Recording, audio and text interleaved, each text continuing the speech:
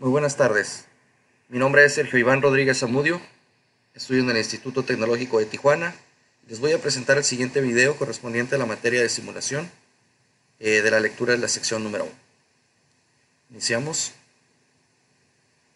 En la introducción, el presente resumen trata sobre las técnicas utilizadas para imitar o simular el funcionamiento de distintos tipos de instalación o procesos denominadas sistema. Se realiza una serie de supuestos sobre funcionamiento donde se expresa mediante relaciones matemáticas o relaciones lógicas, donde, si la relación matemática o lógica que comprende el modelo son sencillas, entonces será posible utilizar el procedimiento analítico para obtener una solución o respuesta exacta sobre las características de interés.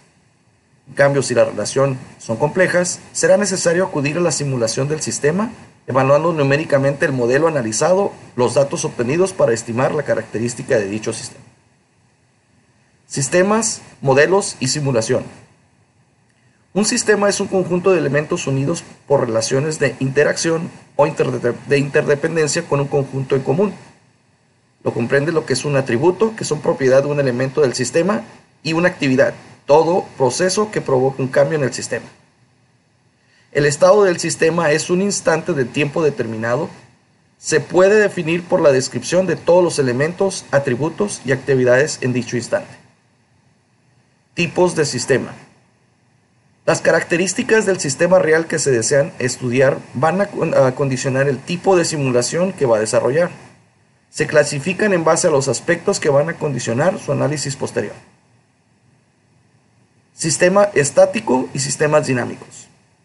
Los estáticos es cuando sus variables de estado no cambian a lo largo del tiempo. Los dinámicos son los valores que toman toda alguna de sus variables en acción y evolucionan a lo largo del tiempo. Sistemas deterministas y sistemas estocásticos. Los deterministas son los que no tienen ningún componente con características probabilísticas, y los estocásticos tienen algún elemento que se comporta de forma aleatoria. Sistemas continuos y sistemas discretos. En los continuos, las variables de estado cambian de forma continua a lo largo del tiempo. En los discretos, la variable cambia instantáneamente de valor en ciertos instantes de tiempo. En un sistema de una cierta complejidad puede ocurrir que existan simultáneamente ambos tipos de variables, tanto los continuos y los discretos. Tipos de modelos. Diferentes formas que se pueden utilizar para analizar un sistema. Este sistema tenemos que se puede hacer una experimentación con el sistema real o experimentación con un modelo del sistema.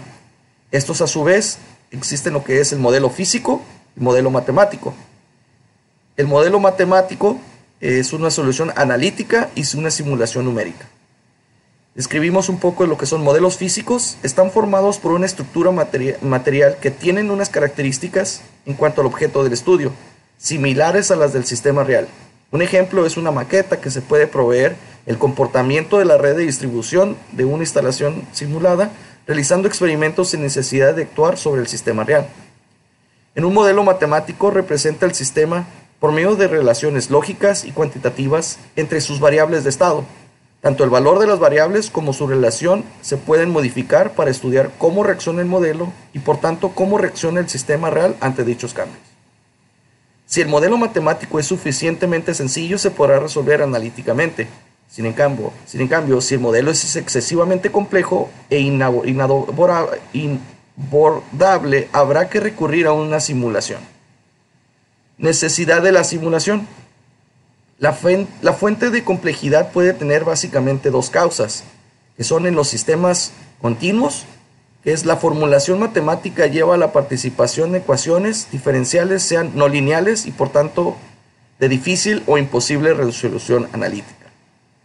En los sistemas discretos la formulación matemática implica relaciones donde aparecen funciones de distintos o de densidad de probabilidad que dificultan o impiden su resolución analítica. La catalogación de un sistema como continuo o discreto depende del objeto del estudio y de las variables del estado predominante.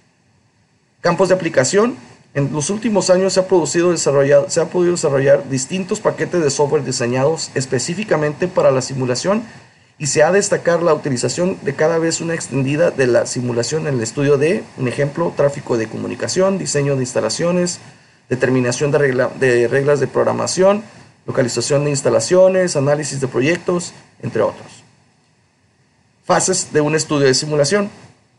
Las fases son definición del objetivo del sistema, modelo de conceptual, donde después existe una validación, modelo comunicativo, donde después sigue otra verificación, modelo informativo, igual otra validación, y explotación, diseño y experimentos, concluyendo después con una documentación e implementación de resultados. Las ventajas de la simulación son que describe un preciso sistema complejo, estima comportamientos, compara diseños alternativos, mejor control sobre las condiciones del experimento, permite estudiar la evolución de un sistema de cortos periodos de tiempo, entre otros. Inconvenientes de la simulación es realización de una serie de repeticiones para obtener la muestra repetitiva del funcionamiento del sistema. Consume una cantidad elevada de recursos técnicos y humanos.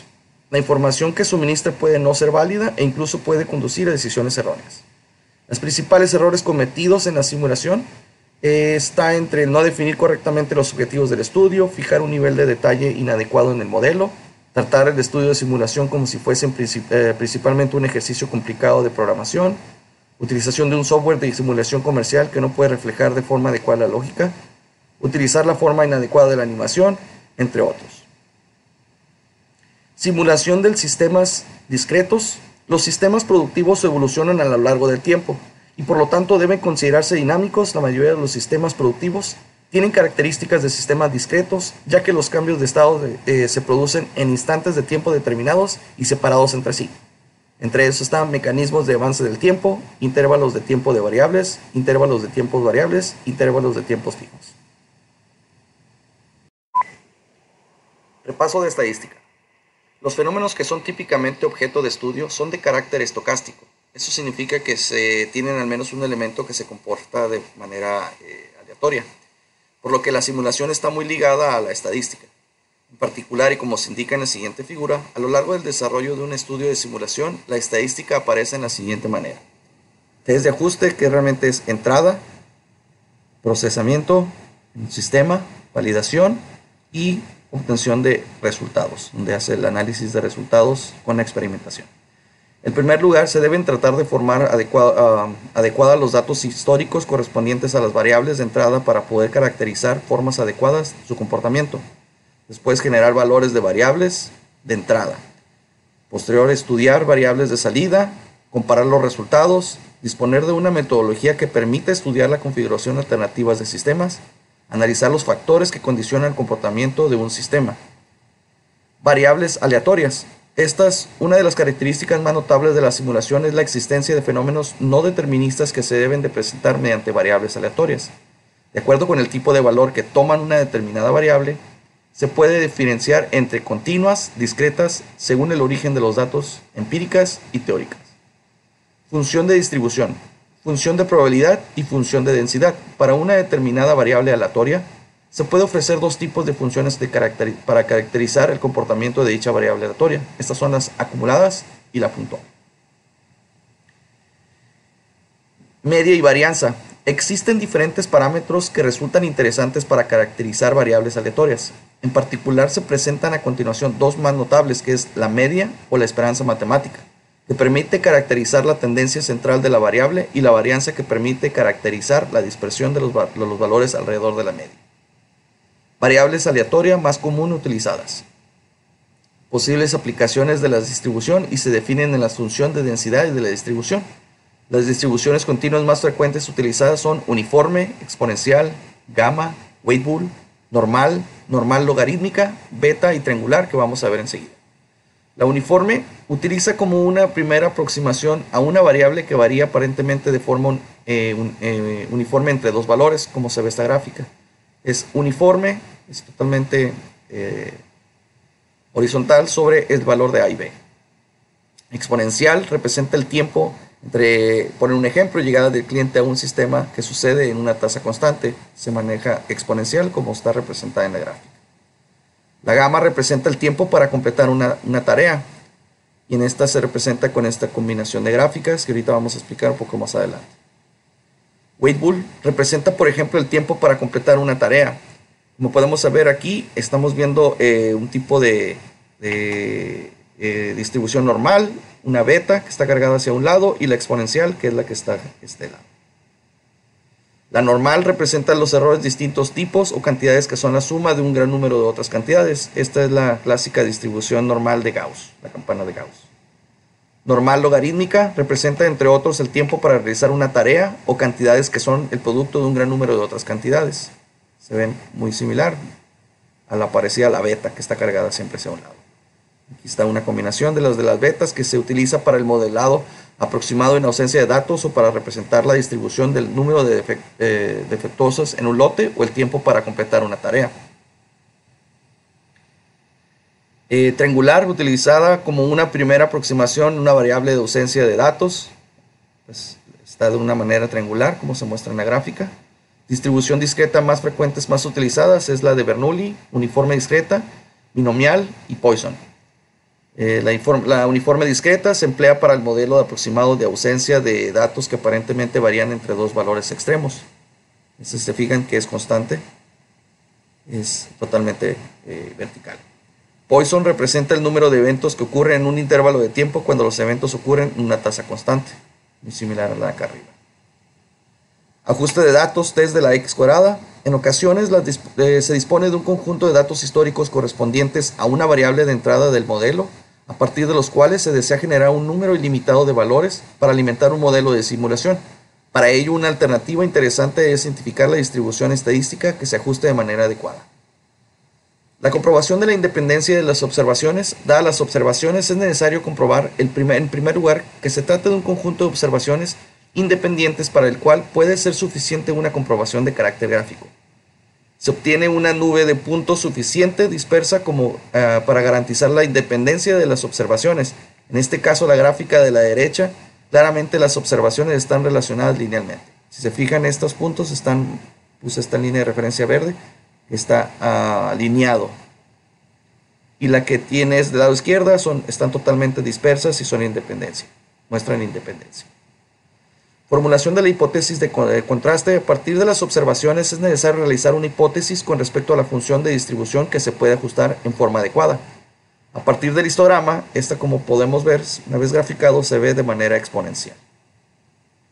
Esta es de manera de beta, está cargada hacia la derecha. Y la determinación del estadístico de contraste. Una vez obtenido el parámetro de la función de distribución, se construye el estadístico de contraste.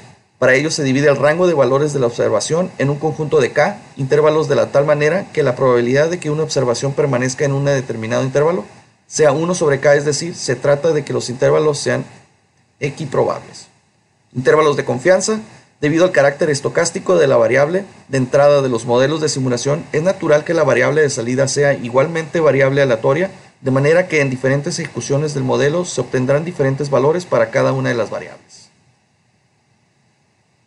Comparación de alternativas. Una vez visto el procedimiento para evaluar los resultados de un experimento de simulación, se está en disposición de comparar las demás alternativas, es decir, los resultados de la simulación de dos o más sistemas alternativos y seleccionar los mejores de ellas. Se pueden dar tres casos distintos, que es comparación de dos alternativas, comparación de varias alternativas con una de referencia y comparación de varias alternativas y selección de la mejor de ellas.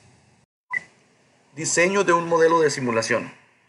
Al realizar un estudio de simulación es necesario definir el sistema y los objetivos que se pretenden conseguir con el estudio. Estas tareas son especialmente importantes por las siguientes razones: para que el nivel de detalle del modelo sea adecuado, la definición clara de los objetivos y la definición precisa del problema, para evitar el estudio de alternativas menos atractivas. Permite también establecer las variables de salidas adecuadas. Variables de entrada son aquellas que corresponden a fenómenos del sistema real sobre lo que no se tiene ningún control. Y los parámetros de diseño representan aquellas características del sistema sobre las que se tiene control y que determinan la configuración del sistema. Por otro lado, las variables de salida permiten caracterizar el sistema para una determinada configuración y que están estrechamente ligadas a los objetivos del estudio. Lo que son recogidas y análisis y generación de los datos de entrada. Para simular el comportamiento de un determinado sistema, se necesita alimentar el modelo de diferentes valores de las variables de entrada. En ocasiones no se dispone de datos históricos de las variables de entrada.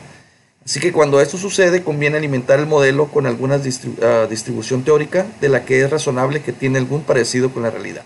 Sin en cambio, si se dispone de datos históricos, existen tres alternativas, que es alimentar el modelo con los datos históricos, construir una función de distribución empírica y generar valores de acuerdo a dicha distribución, y realizar un ajuste de los datos históricos en una función de distribución teórica y generar valores de acuerdo con la dicha distribución.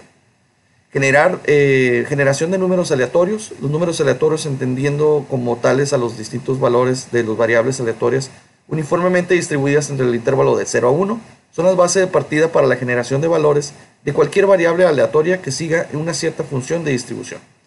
No obstante, si se seleccionan adecuadamente estos valores, sus características a todos los efectos son prácticamente idénticas a las de los números aleatorios. Por este motivo se denominan números pseudoaleatorios. Generación de valores de variables aleatorias. La generación de una sucesión de valores de una variable aleatoria se realiza partiendo de una sucesión de números aleatorios generados previamente. Construcción del modelo. Verificación de validación de credibilidad. En estas herramientas informáticas disponibles, una vez que se han construido y validado los modelos de simulación, se deben seleccionar los lenguajes que se van a utilizar para su programación. El software disponible para el desarrollo del modelo de simulación puede ser dividido en 4 categorías. Son hojas de cálculo, lenguajes del propósito general y lenguajes para la programación de simulación. También hay paquetes de software de simulación. Validación, verificación y credibilidad de un modelo de simulación. Existen 3 características de un modelo de simulación que deben ofrecer para servir su propósito. Debe ser válido, veraz y creíble. Para que ese modelo sea válido, debe de establecer un nivel de detalle adecuado. Conviene explicitar el modelo conceptual. Se debe recoger información relevante y precisa. La verificación de un modelo consiste en la realización de actividades orientadas a garantizar la correcta programación del modelo de simulación. La credibilidad de un modelo radica en la confianza de los gestores que depositan en él para tomar decisiones relativas al sistema. En la ejecución de un modelo de simulación, análisis de resultados.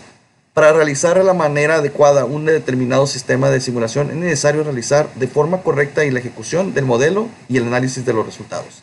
Entre los tipos de simulación está el de limitada y limitada, y el análisis de la simulación limitada selecciona las condiciones iniciales, en donde los análisis de simulación limitada con régimen permanente, el cálculo del tiempo del calentamiento. Gracias. Conclusiones. Conclusión número 1. Los modelos de simulación de eventos discretos son modelos dinámicos, estocásticos y discretos en los que las variables de estado cambian de valor en instantes no periódicos del tiempo. Estos instantes de tiempo se corresponden con la ocurrencia de un evento. Un evento se define como una acción instantánea que puede cambiar el estado de un modelo. Conclusión número 2. La simulación es una herramienta poderosa en el proceso de diseño o aprendizaje de un proyecto, que puede utilizarse para resolver cualquier problema relacionado con un sistema real del cual se haya obtenido previamente una modelización. Conclusión número 3. Se puede entender como modelo de un sistema toda la información que se tiene de las características y los componentes de un sistema, de su estructura y comportamiento con respecto al medio que lo rodea y que permite crear una representación mental del mismo. Cuando estos modelos mentales deben comunicarse a otras personas, surge la necesidad de representación física o abstracta de tales modelos. En resumen, un modelo es la representación simplificada de un objeto o sistema, y cuando se plantean situaciones hipotéticas del funcionamiento del sistema, en cualquier momento o situación, se entiende como simulación del comportamiento del sistema en el modelo que lo representa. Conclusión número 4.